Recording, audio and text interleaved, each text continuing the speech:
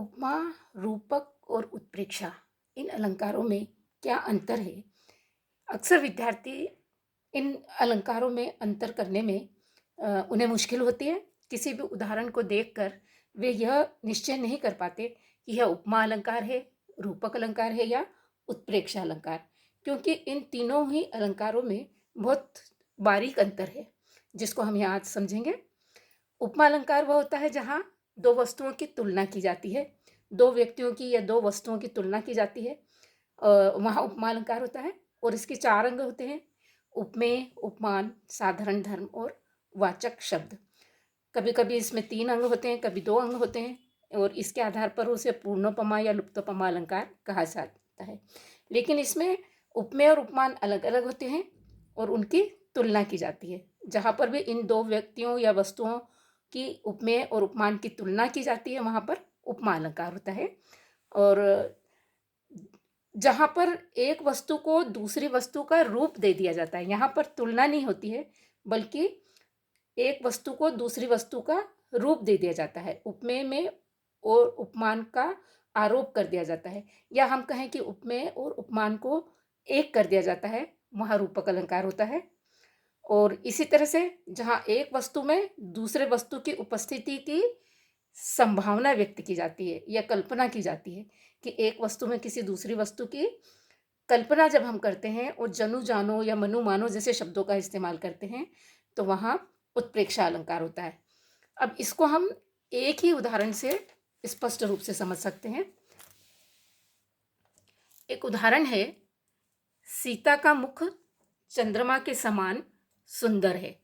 सीता का मुख चंद्रमा के समान सुंदर है। तो ये उपमा अलंकार के उदाहरण है, क्योंकि इसमें सीता के मुख की तुलना चंद्रमा से की गई है और विशेष गुण के कारण की गई है। सुंदर मुख है इसलिए इसकी तुलना की गई है, और इसमें तुलना को बताने वाला शब्द भी है। तो सीता का मुख अलग है, चंद्रमा अलग है, इन दोनों की तुलना की गई है किसी विशेष गुण के कारण, और इसमें तुलना को बताने वाला वाचक शब्द भी विद्यमान है। तो यह उपमा अलंकार है। किंतु यदि हम कहें कि सीता का मुख चंद्रमा है, ये जो दूसरा उदाहरण है, सीता का मुख चंद्रमा है, इसमें मुख को हमने चंद्रमा कह दिया गया है। उसमें समानता नहीं बता रहे हैं, न हम ये कह रहे हैं कि वह सुंदर है, बल्कि हम कह रहे हैं सीता का मुख चंद्रमा है। तो हमने उपमेय और उपमान दोनों को मिला दिया है, मुख को ही चंद्रमा कह दिया गया है।